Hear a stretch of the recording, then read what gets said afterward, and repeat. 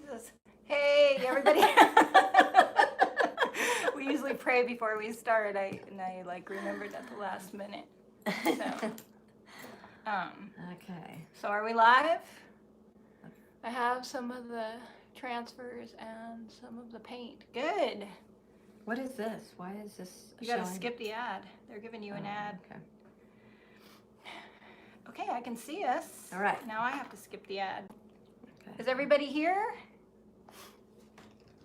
There we go. Ooh, I feel really bright. No, That but was a it's fine. Whoa, It's what was okay. that? That was the broom. How is everyone doing? We're excited to be back.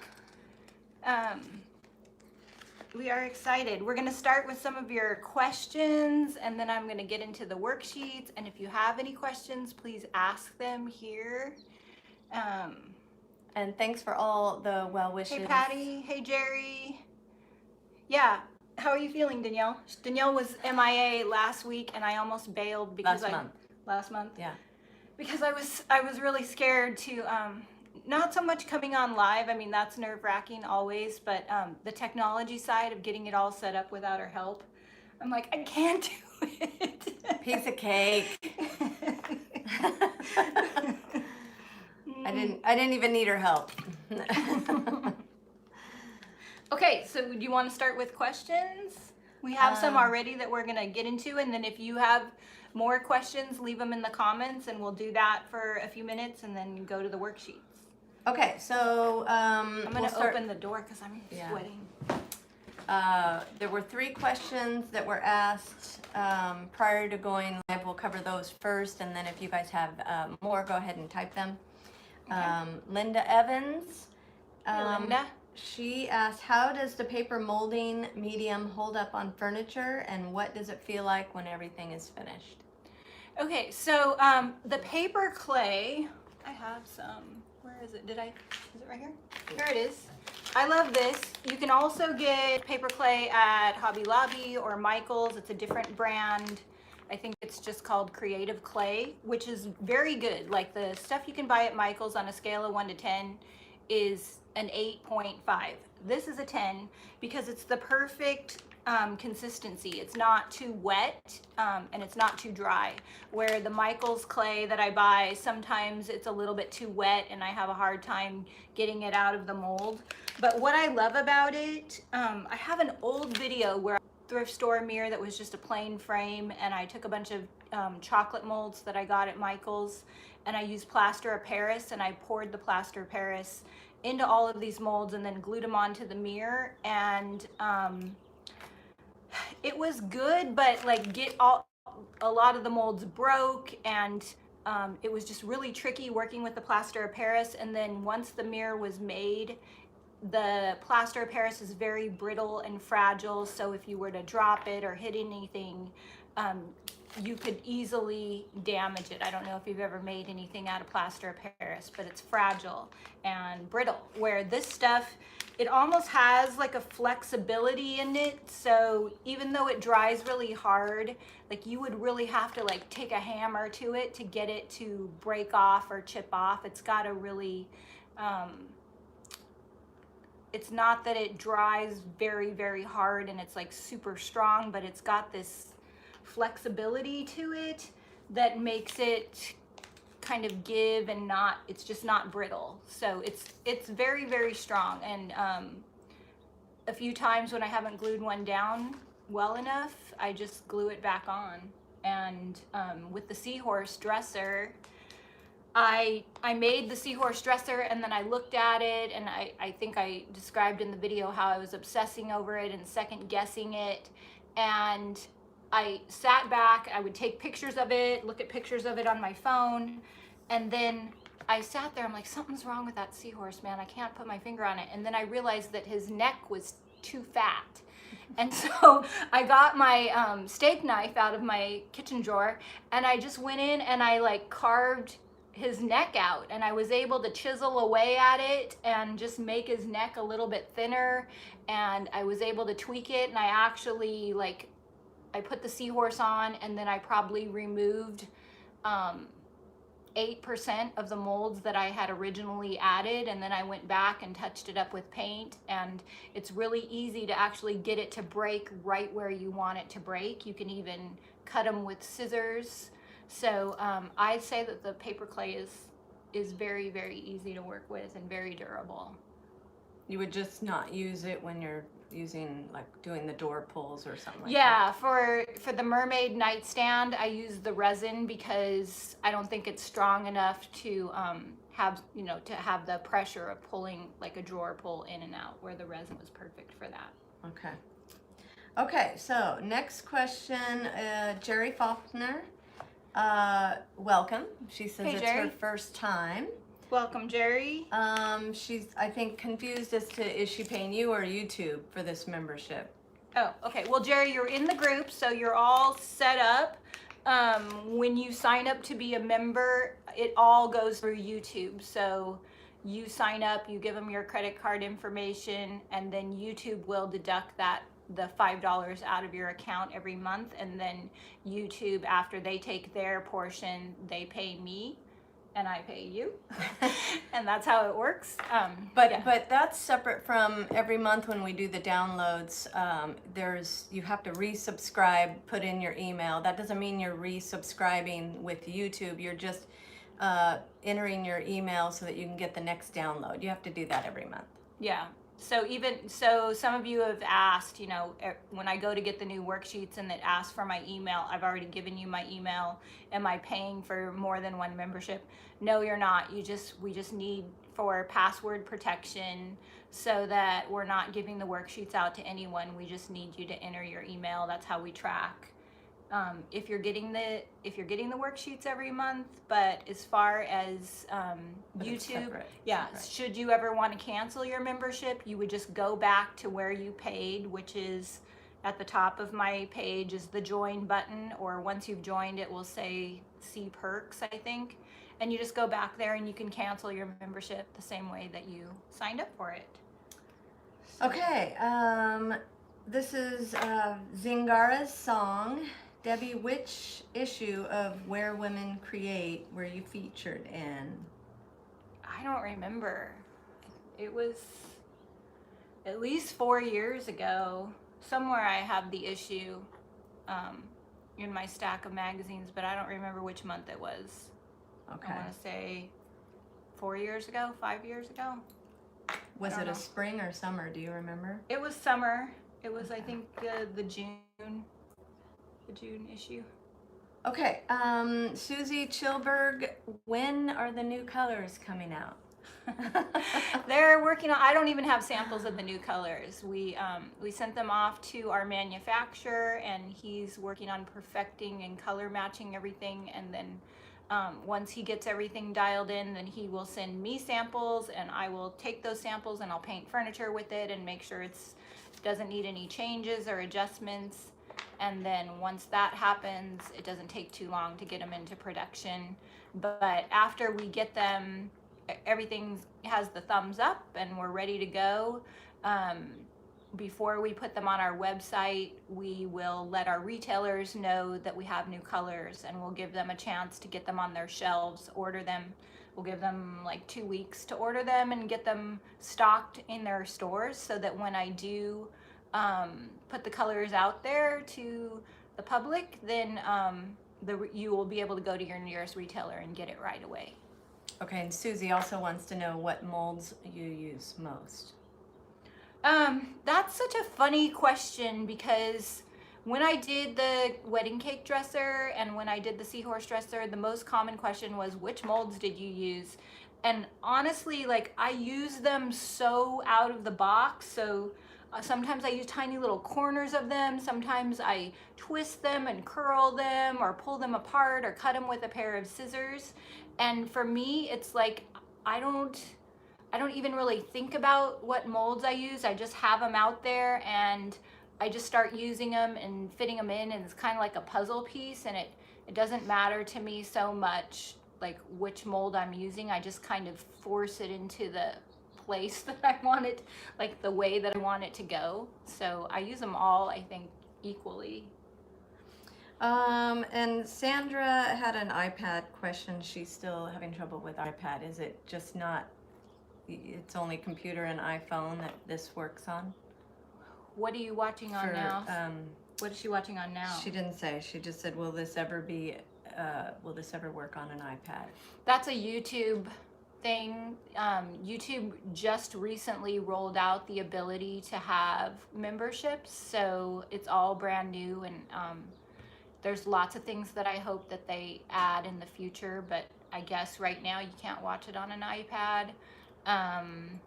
But I'm hoping that they'll give us more tools in the future, as far as a way to communicate with you, and so that you all can post pictures of your work and we can share more. But right now we're just kind of limited to live videos and the tab that we have. Okay, and on that note, Melanie Mel. Oh, Melanie Mel. I want to talk to you, Melanie, about something. Okay, so she's asking, are we able to share our Instagrams here to follow and encourage each other? So that you on the YouTube platform, there's no way to share pictures. But Melanie, you could use, like, we could start a hashtag for our group. So if we think of a hashtag, then you can post your work on Instagram, and we can all search that hashtag to see certain things. So Melanie, now that we're on that subject, Melanie gets her paint at Windmill Vintage Design in Albuquerque, New Mexico, from another Melanie, Melanie Whitaker, who has a YouTube channel, who you may have watched. She's been featured on my channel a few months ago. She did a beautiful macrame project, and she's got a great YouTube channel, and she's an awesome retailer. She does live videos on our Facebook page.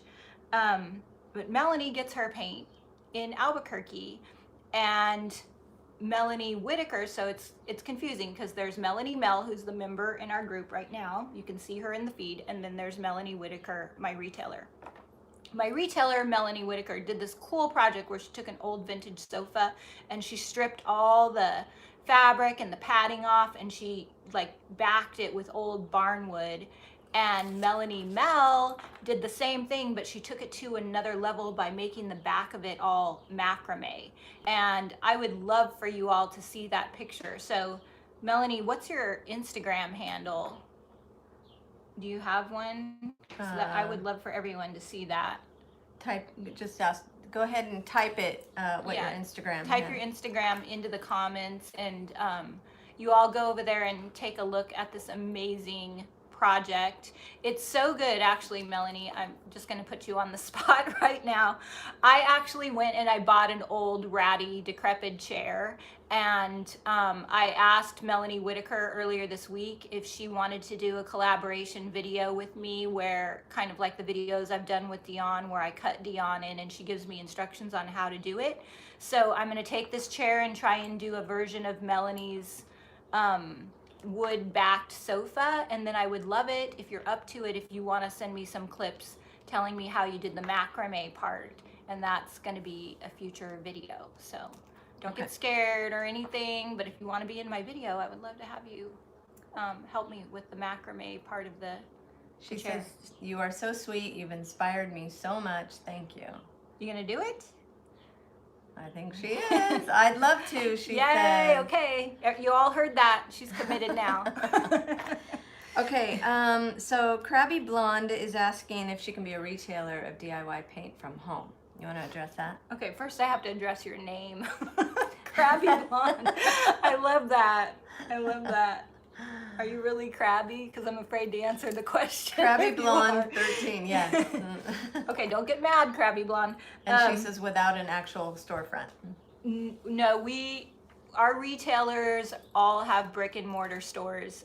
The reason why we have that rule is because every retailer that signs up with us, we give them a territory, and we very carefully protect that territory. And when you're an online business, there's no real way to protect that territory. So so we allow it once you become a retailer. If you have you don't have to have an actual brick and mortar shop. You don't have to own a shop, but you do have to have a booth inside a vendor mall of some sort. then if you are a DIY retailer, then you can sell it online, but we don't open it up to just online sellers. Okay, so Michelle Colliner, she wants to know if you have anything equivalent to golden ticket that is silver. We do not. We have been trying to make a silver metallic, but I'm really picky about the way our products come out, and the silver just ends up looking like a gunmetal or a pewter, and that's not what I want. So, But the other one, yeah, we do have another metallic coming out though. you gotta but wait it's and not see. silver. Yeah. Gotta wait and see what it is. Okay, let's see.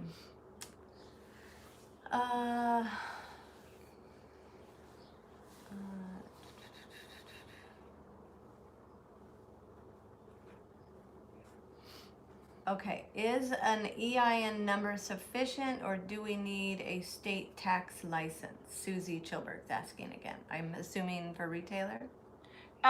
Susie, so we have a whole list of things. When you fill out the application, you go to my website and you click the Become a Retailer button. There's an application that you fill out. And honestly, I'm not sure. Karen Berg handles all of that for me. And I'm pretty sure you have to have a sales tax number. Hey, Kelly. Huh? Yeah, we're doing a. We're live right now. Oh, thank you. I just got flowers. So I'm pretty sure you do have to have your state sales tax. I don't know if it varies from state to state. Honestly, I don't know the rules. I know in California you've got to have a sales tax number in order to resell and buy things at wholesale. So that's why we require it, because when you're buying product from us, we're not charging you tax. So the government wants to know that you have the ability to charge tax to the customer, because it's got to be taxed at some point. But honestly, I'm not sure. But Karen, once Karen gets your application, she'll let you know. Melanie Mel, the colored caboose. That is her Instagram. The colored caboose. I love that. Yeah, that is cute. Okay, so you guys go to the colored caboose on Instagram and check out this amazing, I don't even know how to describe it. To me, it looks so Anthropologie-like, but I've never seen anything like it on Anthropologie. But, Hi, yeah. Dion. Oh, hey, Dion's here. Yeah, so that's the plan, is to get Melanie and Melanie, both of them, to help me, and I'm going to do a version of Melanie's project and have them in the video. I need a chair right over there, and right where the tripod is, like if Danielle moves her head, see there, right there. That's where I need a chair. So I already bought the chair off Craigslist for $20, and it's ratty and old and perfect, and I'm going to try and do a smaller version of what Melanie did. Okay, Bernice Marie Vintage, will you be holding any classes at your shop in late July? If you go to my shop, and if you call the store number, or go into the store, or email hello@Debbie's Design Diary, Melissa and Stephanie are always running classes throughout the whole summer. So most likely, yes. Okay, Linda Evans, maybe you already addressed this. Is there some way that customers with resale license can purchase wholesale? No. Okay. We do our best. Once you become a DIY retailer, we don't want to take any sales away from our retailers. When you become a retailer, it's a significant investment.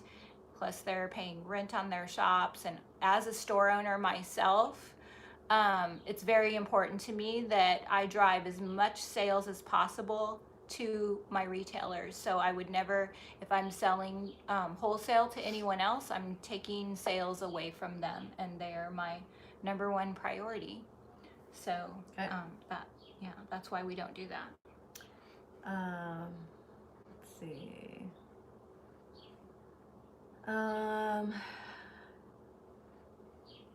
See if there's any more questions. Lots of wonderful comments. Video is freezing but recovering. Susie Chilberg, so glad you protect your retailers. Plus, I think it's, we like to push people to the retailers because it creates a relationship that will help you grow in your creativity. We want you to get to know them and have a good relationship with your local retailer. There's so much they can do for you that we can't. When you walk into my store, we have every single color we have in a squeeze bottle, and we always have paint brushes out. So, we have little scraps of wood, and we will paint right on the wood and do an impromptu demonstration for you and put the paintbrush in your hand. You can see how it works with the different waxes and colors, and we do that with the IOD products too, and we want you to have that hands-on experience if at all possible. So we just do everything we can to sell directly to our retailers, and even when people place an order on my website, most of those orders are coming through a retailer's affiliate link, and so we encourage our retailers to use their link if there's a color that they're out of, or if they have a customer who's not local. And our website is basically a place to get paint to those people who don't have a local retailer. But at some point, when we have representation everywhere, we probably won't even sell directly to the public at all. Yeah. Okay. You want to address the notebooks? The notebooks. Okay, so my web designer told me that everything would be set up on the website tomorrow. So she promised me. I'm hoping that is the case. If it is, once the link goes live to the workbooks, we will post them here, and then give us a few days to get them all packed up and sent out to you. But we're really excited. So these are the workbooks right here, and they come with this little zipper pouch inside. Hold it up a little more. Can you see that? That doesn't come with it. This is just my notes on what everything costs, so I know what to charge you. You get a DIY pen with the logo on it. You get 2 little paint brushes for just, painting swatches inside your workbook. You get a postcard from me with a note on the back. You get this little sticker sheet. Stickers are my favorite. I think I have 100 of these to the first 100 workbooks that we sell. They're tape measures. Yeah, little tape measures. What else? And then, so these are all the worksheets that we've done so far. And then it comes with the tabs. But of course it doesn't come with the worksheets because we print those out every month, but you will get all the divider tabs. So paint basics, project recipes, color mixing recipes, building a creative business, and then the back tab is for all of your YouTube notes. So we have we have all these little blank worksheets for your projects and for notes regarding the YouTube lives. And so if you want, you can print these out every time we go live and take notes. If you want. Okay. And then do you want to And talk then about it's on pricing? the back too. What did I add it up to? You're going to have empty and full, right? I think we're gonna go with just full right now, and then if we get I think they're gonna be $24 is what we decided, plus shipping, which we're gonna try and keep the shipping down as low as possible. Okay. So lots of questions on price and all of that. So let me scroll back up. How do you order the notebook? Did you say that it's going to be on your webpage? So this is going to be a notebook that only members can order. So that's why we haven't been able to just throw it up on the website. So I'm waiting for my web designer to create a private, like, members only section to my website. And this is the first of things that I hope to have. I hope to have like fun t-shirts. Man, the crows, can you guys hear them? T-shirts and maybe some jewelry and and other things that are for members only as we move along. But so I'm not exactly sure how it works, but once my web designer says, okay, I have it on the website, I'm probably going to post again in our tab a private link or a password of some kind so that you can order it, because it's something that I only have enough for members, and it's not something that you can order if you're not a member. Okay, so how Dawn Hey, Newsome Jamie. is asking, how would you feel if someone were selling something similar to your seahorse and wedding cake projects on Facebook Marketplace? I would be told, like, so this is a really good question. I figured you'd like this one. this is a hot button topic. So this is my thinking. My job is to inspire all of you. So when I see you guys out there making seahorse dressers or wedding cake dressers, I feel like I've done my job right, and it makes me happy to see that you would stop what you're doing, go buy all the supplies, take time out of your life, and make something that came out of my brain. I absolutely love that. The only and I'm totally cool with you making money on it and selling it. Like, there have been several wedding cake inspired projects that have sold like the first day that it was posted onto Facebook, and that makes me so happy, because I want, like, that's what this group is all about, to encourage you and to show you that you can make money from your creativity.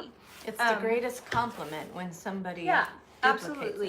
it. The only thing that isn't cool, that makes my heart hurt a little bit, is when I see something that's obviously inspired by me and the person has posted it as if it was their idea. It's basically And- plagiarism. and you I need see- to give credit. Yeah, so, and then, like, they're like, look what I made, and then there's all these compliments and comments. Oh, that's so cool. How did you think of that? You should make, like, I saw this with my wedding cake dresser, actually, and the picture had like 52 shares and 300 comments, and someone even stopped and said, do you have a video tutorial on this? And at that point, someone who knew me chimed in and said, actually, Debbie Beard has a video on this. She is the original person, and they tagged me and posted the link, and it was in a private group for a competing paint brand, and they deleted my comment and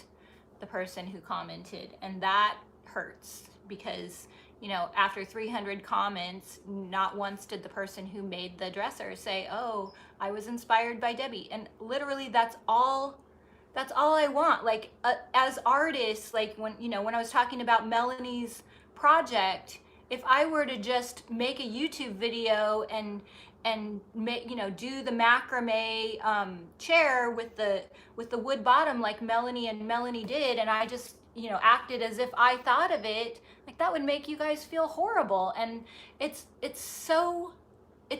not a big thing to just give someone credit and just say, I was inspired by this person. And usually, because it's happened to me so many times and it hurts my feelings, and you just kind of feel like someone invaded your personality in a way, that now when I am inspired by other people, I go out of my way to make sure that they get credit. I link back to them. I ask people to go subscribe to them if they have a channel, or follow them on Facebook, because I know how much it hurts. So the answer is, I would love for you to take anything that I put on my channel and sell it 10 times over and make money and feed your family or pay your rent or do whatever you want to do. But not just for me, but I'm speaking for all of my artist friends. If you're inspired by somebody else, one little sentence saying this was inspired by whoever it was is all that we ask, because we're all trying to help each other. And honestly, like, if you are creating a project and you mention me, I'm more likely to share that or to comment on it. But if I see a project that's obviously inspired by one of my projects, and I don't see my name anywhere, then I'm just gonna scroll on by and you know. Well, and quite frankly, it is very much like the plagiarism issue. You know, when you quote somebody and you don't reference that person, it's. And I don't understand why it happens so much, because it's just a very simple and easy thing to do. And I do understand, you know, in the world of Pinterest, like things get so diluted and things get shared so many times that sometimes it's impossible to know who the original artist is. But when you do know, like, it's just a sentence, it's just a link back to them. It's really not that hard to do. And in the long run, it only helps you and the person who you were inspired by. Yeah. Okay. So I've scrolled, and you all have wonderful comments, but I don't see any more questions. Does anybody want to talk about a particular issue that was downloaded, maybe? Wasn't there a question about painting on a slick surface, or was that in my imagination? I think that was in the previous one, and that was one of the reasons you did the download. Okay, so I'm just going to get into the worksheet from this month, because I had something happen to me last week. So if you've printed out the worksheets, you have this sheet here that talks about painting on slick surfaces or metal. I know it's hard to see because the light's really bright. So DIY paint, because of the clay in it, will, you know, one of the things we say is that it adheres to almost any surface, and you don't have to sand or prime or prep. A lot of times I paint right over the dirt and the cobwebs if I'm in a hurry. And in all my years of painting with clay-based paint, I've never run into an adhesion problem, but I have heard of other people who are painting like IKEA type furniture where the paint won't go on right away, or it will kind of bubble up or kind of separate. And I have painted on slick surfaces where the first coat of paint is kind of wonky looking, and what I do is I paint it on as best I can, and then I wait for that to dry, and then I go back and the next layer goes on a lot easier. But I'm working on another video. It's a light fixture, and I'll just show you. You're gonna show it? Well, I'm just gonna sneak peek a little bit of it. So this is a picture frame that I got at Michael's, and it's one of those picture frames where there's two pieces of glass and you're supposed to put the photo inside, and instead I put an IOD transfer on it, and it's going to be a light fixture. You'll have to wait and see exactly how I turn it into a light fixture. But this frame was like that that pressed shiny wood, like the IKEA furniture type of wood. So very, very slick. And so I started painting on the front. I'm like, oh, I'm just gonna have to wait for the first coat to dry, and then I will, the second coat will be better. And so I was like in the mood to get it all done, and so I stayed up late and I was painting. And then as soon as the first coat dried, I start putting on the second coat, and it started like going on really wonky. And so I just kept adding more and more paint. And then when I went to put the wax on, I was rubbing the wax in, and the paint just started peeling up. It was as if it never stuck at all. And I realized, oh, this is one of those situations where I should have sanded everything first. So I actually ended up making several of those for this light fixture. And after I did the first one, I sanded the rest of them. So there are some cases where the paint just won't grab, and all it takes is just a very light sanding. But it also helps when you're painting on a very slick surface to give time in between the coats. So what I did after the first one went south was I sanded everything lightly, then I put on one coat, I went to bed, the next day I put on another coat, I gave it a couple of hours, put on a third coat, waited till the next day to put on the wax, because there are just some very rare occasions, like I've painted lots of chandeliers, I've never had any issues, but there are some metals and some types of wood where you just need to give the paint time to cure and really stick to it. But there's no problem with it now, so you just need to know what to do. So Victoria Montez asked about if your paint comes off over time or how long it lasts. So did you cover that a little bit right now with? Yeah, no, the paint it's mostly clay. So it's a clay-based paint, and just like adobe houses, they're made out of clay. It only gets harder and stronger with time. But because it is clay, it has a long open time, which is great because you can go back and reactivate it with water and manipulate it. And until you put that top coat on, you can blend it and build it up or smooth it out and do a lot to it until you put the top coat on. And but for several months after it's painted, it's still going to have an open time because it is made out of clay. But over time, as time goes on, 6 months later, 12 months later, it's just going to get harder and harder and more durable. I painted the front of my shop with 1 quart of paint, and I didn't put a top coat on, and it was up there for 4 or 5 years before we repainted again. It did have eaves, so the rain wasn't hitting it directly, and we are in California, but it was totally fine. Okay, so you do you have any more to say on the painting on slick surfaces? Okay. So Jay Bailey wants to know if you've ever used DIY paint to dye silk. I have not, but I would think that it would work. I mean, I painted my sofa back there, velvet, and you can use it like a dye. I've dipped curtains. I've seen Melanie Whitaker has a video where she dip dyed the macrame on my channel. With anything like that, I always say, like, people ask me, can you paint leather? Can you paint microfiber? Can you do silk? Can you do, there's all kinds of ideas that I have never thought of or never tried. And the best thing to do, like what I did with my velvet sofa, was I ripped off the skirt because I knew I didn't want that. And I took that piece of the skirt and I tested on that. And so I just practiced and tested on it until I knew I could do it. And then I started on the sofa. So if you have some scrap silk fabric, I would suggest experimenting on that and seeing how it goes. Like even with furniture, if I have an idea for a finish, I'll paint the side of it or the back of it, or pull out a drawer or get a piece of scrap wood and just experiment until I know that it's gonna go the way I want it to before I start on the piece of furniture most of the time.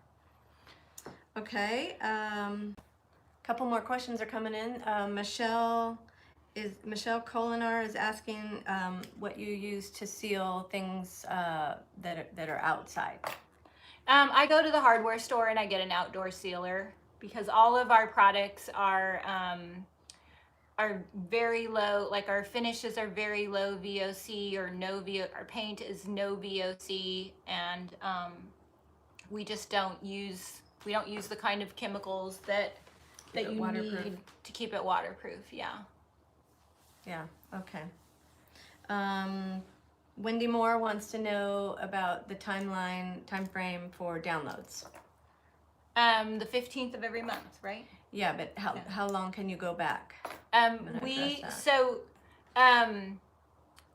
We have the downloads expire every 45 days. That's to give you a little bit of wiggle room, but also, like, say you joined in month 9, it's not fair to all the people who have paid for months 1 through 9, who have been with us from the beginning, for the people who are just hopping on board to get all of the worksheets when they're they just joined. So that's why they expire. You have 45 days from the time that we upload them. We're thinking in the future, for those of you who have not been since the first month, that you could, for $5, go back and buy those worksheets. But that's, again, something that I have to have my web designer do because it would be for members only. And I want her to get the workbooks done before I ask her to do anything else. So, like, if you just joined, you have you can go back and get the 3rd month right now, at least for another 45, like another week, maybe, or another week. Okay, yeah, that would be 30 plus 15. Okay. Yeah. Okay, let's see. questions can keep coming. Oh, here, let's see. How about veneer? Is it better to pull it all off and sand it, or just a texture medium over it to smooth it out? Jerry Faulkner. Like, Jerry, you're talking about chippy veneer that's damaged, or just veneer in general? When I have veneer, I just paint right over it, and I've never even had to sand it, but there may be cases where you want to lightly sand it, but you should be able to paint right over it. I've made the mistake of having veneer where some of it is chipped up, and then I've started trying to pull it off and regretted it and gave up on it because it's really hard to get off. I know, like, I've heard that you can use a hair dryer and there's tricks to getting it off, but I just ended up putting barnwood over the top of it because I lost my patience with it. Yeah. Yeah, Jerry says, I bought an old piece of furniture that had the tiger print on the tiger print, and the veneer strips were peeling, chipping, and cracking. Yeah. Yeah, so if it were me, I would do like a really textured finish and make that part of the look, or I would put planks on top, or Jerry just something else. added, instead of pulling it all off, I put texture medium over, hoping it would smooth it out. However, now it's bubbling. Oh. Oh. I don't know, Jerry. Yeah, chippy veneer, like, either, like, I've heard, I think in Jamie Ray's group, somebody was talking about that, and I think you can take a hair dryer to it and kind of melt the glue off, but I don't know. I have always been frustrated with chippy veneer and end up just completely putting a new piece of wood on top, or Melanie Mel walking says, away. I use Bondo to fill chips. Bondo, yeah, that sounds like something that would be good. Okay, so let me clarify on that 45 days. A few of you are saying that you couldn't go back and get it. I believe you have to go back to the. No, let's see. Yep. So everything that we post, all of the links to the workbooks and all of the live videos will be available for anyone. So if you join 6 months later, you can go back and watch all the live videos. Yeah. But they are in a feed. So in our community tab, you know where you saw the link to this and where you see the link to everything. It's just a matter of scrolling down to get the previous month's link. And Yeah. so it's there So waiting if you're for you. within that 45-day window, you're going to have to do a little work in the community tab and find the link for the download. Yeah, and go back. We usually post a nice, fun picture with it and say, here's the link. So if you can't get it, it's usually because you're outside of that 45-day window, right? Right. And yes, we will try to, in the future, make them available for $5, but not something we can think about right now. Not until the workbooks are shipping. Okay. Yeah. Okay, do you want to talk about any of the downloads? Does anyone have any questions about this month's downloads? I'm gonna talk about Facebook. Okay, while you're looking, Relvin West, I hope I said that right. My eyes are not good. Hi Debbie, thank you so much for putting all this together. I want to paint a roll top desk using DIY paint, and I'm wondering, do I need a special sealer so that I can still use the desk to write on? I don't think so. I think that, like, our big top is very durable. People use that for kitchen tables. The wax is even durable. I mean, the wax is pliable, so you may get like writing marks in the wax. Yeah, but I would use big top. just use big top or get a desk pad maybe. Yeah, desk pad. But it's durable. Yeah, for sure. Okay. Okay. Facebook tips. So, when we make these worksheets, I get out my phone and I go to my to this little recording thing on my phone, and I start talking into my phone all the things that I want to say, and then Danielle types them up. And because so Debbie types like this. yeah, that is true. So you can thank Danielle for all of the beautiful, I put the layout to the worksheets together, all the aesthetic parts and the creative pictures and the way everything is laid out. That's all me, but she types in all the words. Otherwise we would not have a So if there's any typos or that, it's my fault. But no, you do a pretty good job. So this month I decided to talk about Facebook, and I started talking to my phone. And how long was it, Danielle? It was She went on and on with all these tips. There were like, I don't know, 4 or 5 tips, and it was a 20-minute transcription. Dictation. Yeah, and I'm like, okay, she's like, it's going to be 14 pages. We can't do this. Like, we have to break this down into tip number 1, tip number 2, and so that is what I want you to know, that this is just tip number 1 in Facebook. Because there's lots of good ones though, so stay tuned. They're all good. Facebook is so, like, honestly, it's the most frustrating platform out of all the platforms. My number 1 favorite is YouTube, of course, and then Instagram. Well, no, Pinterest, and then Instagram, and then Facebook is the problem child. But if you're interested in building a creative business, Facebook is important.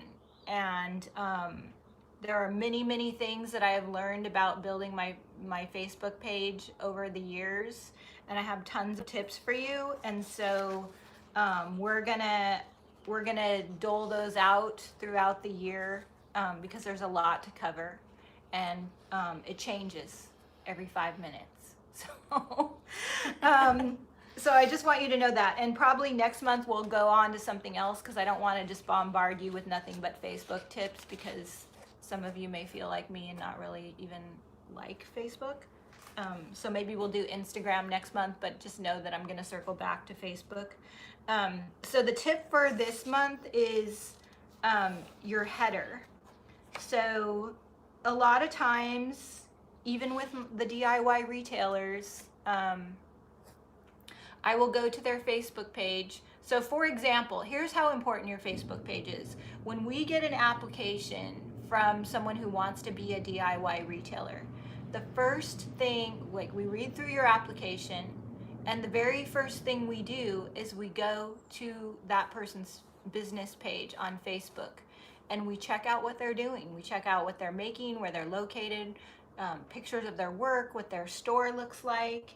And it's not so much that we're critiquing them to see, are they a good painter or not, but we want to get a sense of their personality, and we want to see that they're a legitimate business, because, like I said before, we only sell to brick and mortar shops, and so it's not so much the size of their business or how long they've been in business, but we want to see that they actually have a business and that it's a real store, paint at wholesale.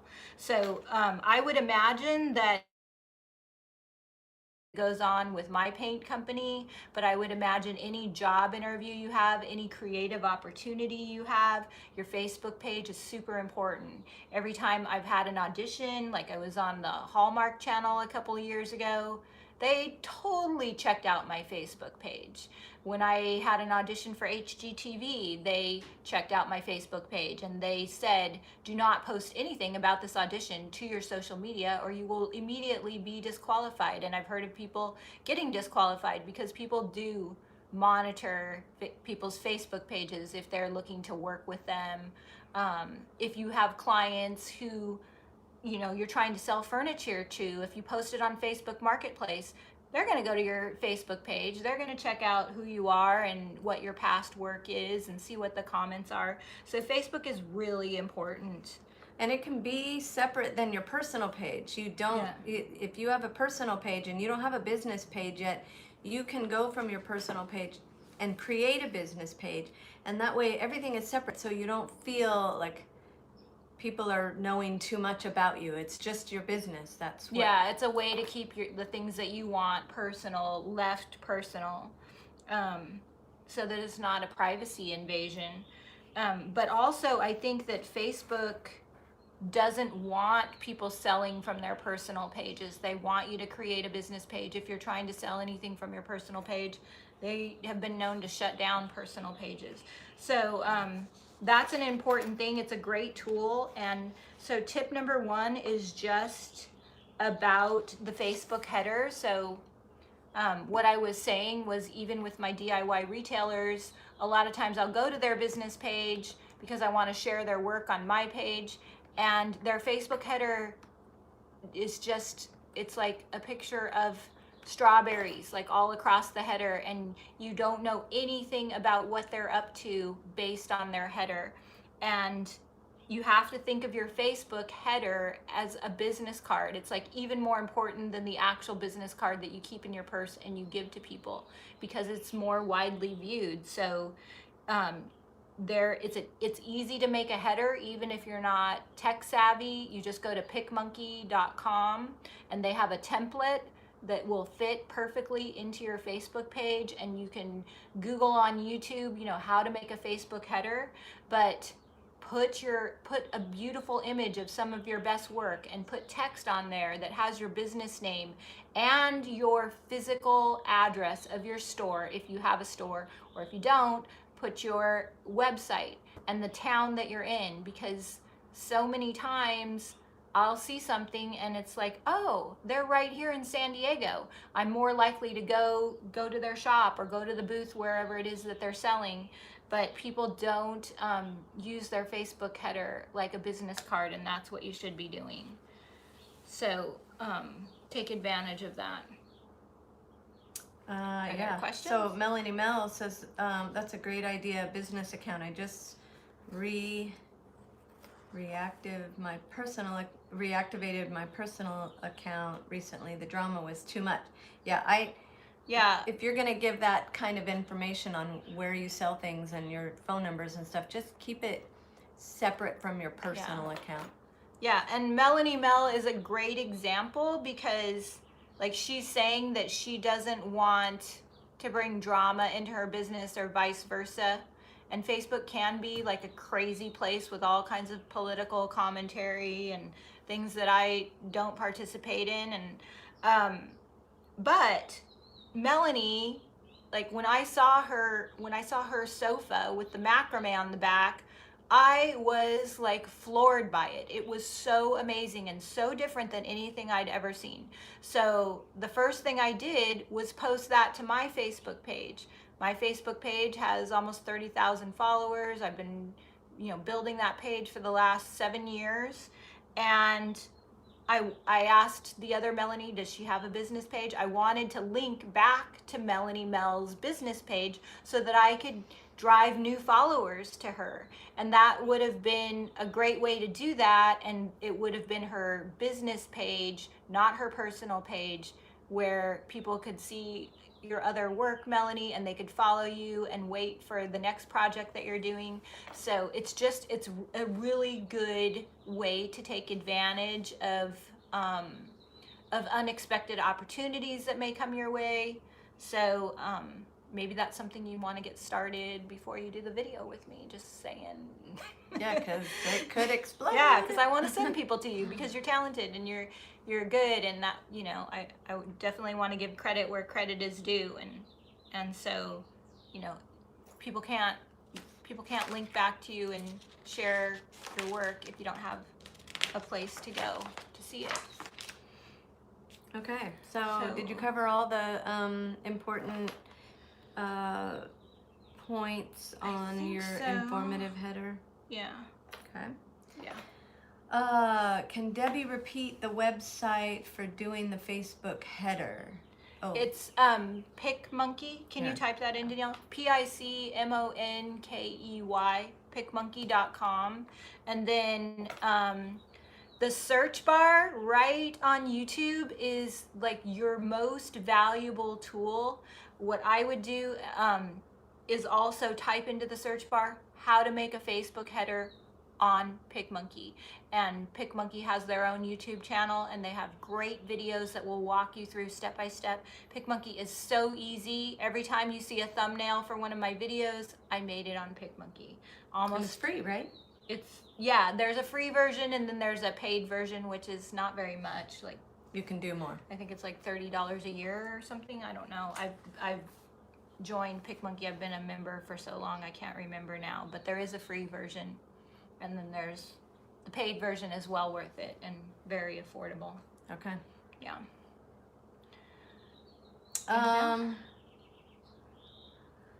Okay, well, we have 5 minutes left, so does anybody have any really good questions? Michelle says, I missed the last 5 minutes because I was begging my husband for a local velvet couch for sale on Marketplace. That's a whole can of worms. It took me 2 weeks to paint that velvet couch. It was worth it, but it is a time commitment. Okay, so Grambo says, this might be a silly question, but why didn't my icon change color for the second month? I don't know. Icons change the longer... Yeah, every month your icon should change colors. Maybe it has to do with the day of the month you joined. Or maybe, is it possible that maybe, like, if you didn't pay, or like then you get kind of rebooted out and rejoin? I don't know, maybe somebody I don't know. I would think that Facebook counts from the day you sign up, 30 days to the next day that they bill you, and then it would change. I don't know. Let me know if it keeps happening though. Yeah, okay. Lisa Roth, what color are they supposed to be? Oh, okay.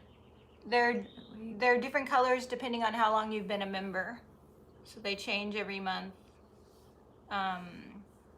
depending on how long. Bernice Marie Vintage, do you put your logo on all of the pictures you post? I try to.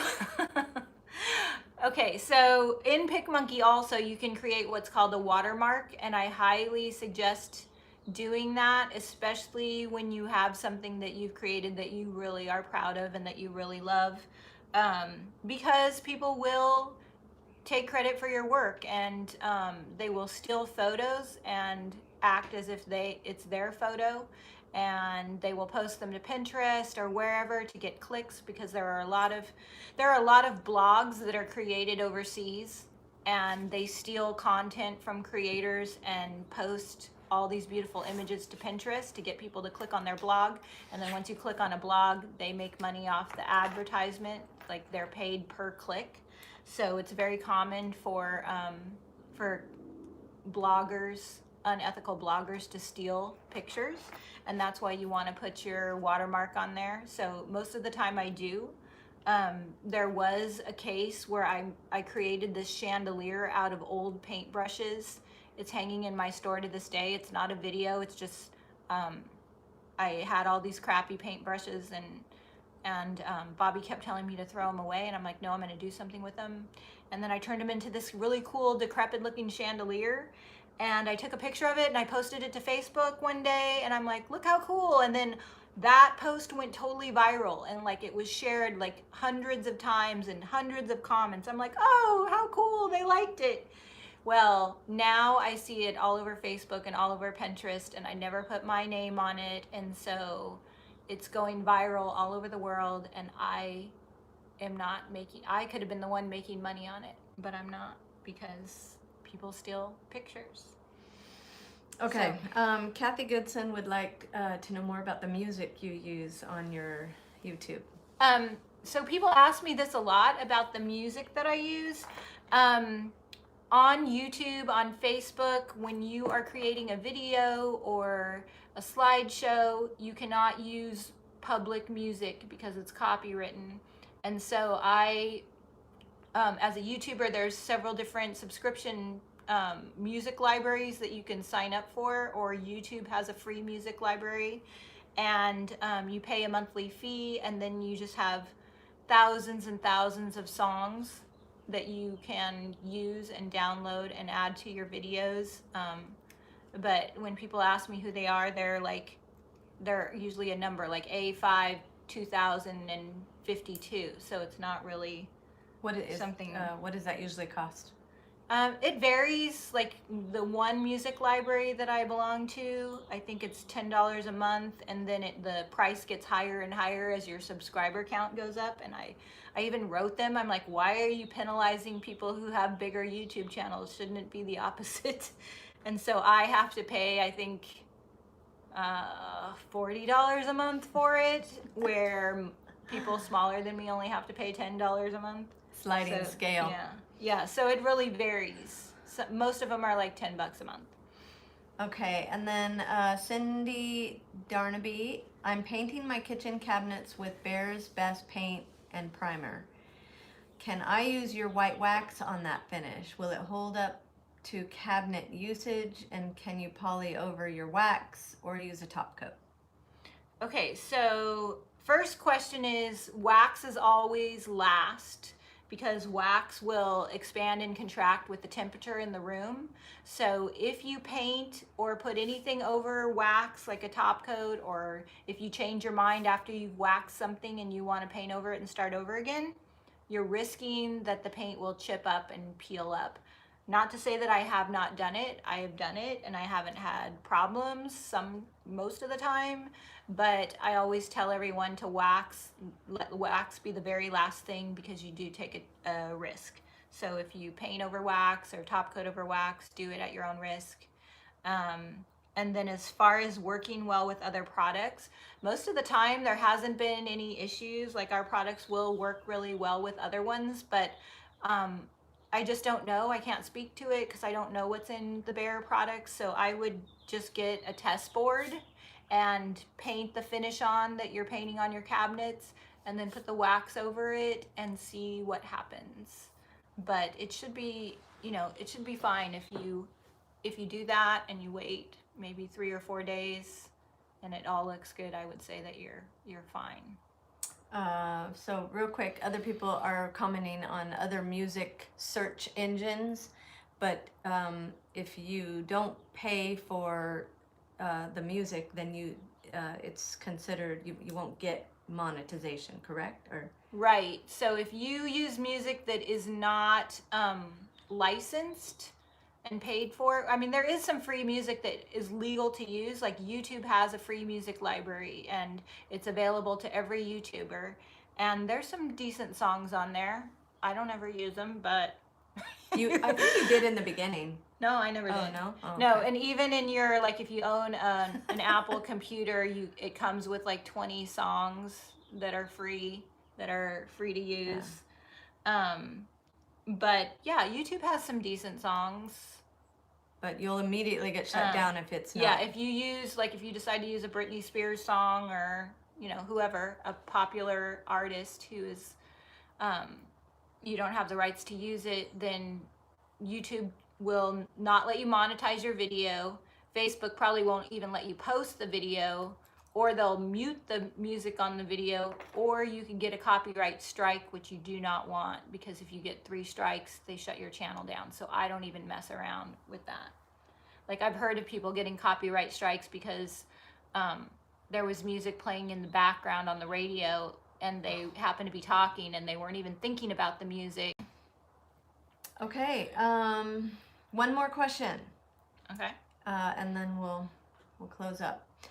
Cobweb afternoon. I painted a table and used Big Top. Now I want to use it outside. Can I just sand it and use an outdoor top clear coat? Yeah, I think so. I think you could probably just not even sand it and just put a more protective coat over the Big Top. I don't even think you have to take off the Big Top. I think just go to the hardware store and ask for a good outdoor sealer, and depending on what kind of weather, it will vary what they recommend. You can get oil-based ones or water-based. I usually just buy the water-based ones, but depending on how much rain and where you live and all those factors, your hardware dude should know more than me. And they're much cuter. Okay. Okay, so if we missed your question, or if I missed your question, we'll try to come back and answer it Yeah, after in the feed. And if you have a new question, feel free to post them and we'll collect them and try to answer them on the next live. Yeah, and let me know what you want me to cover in future, like in next month's worksheets. If there's something specific you want me to really get into, I am all about that. So let me know.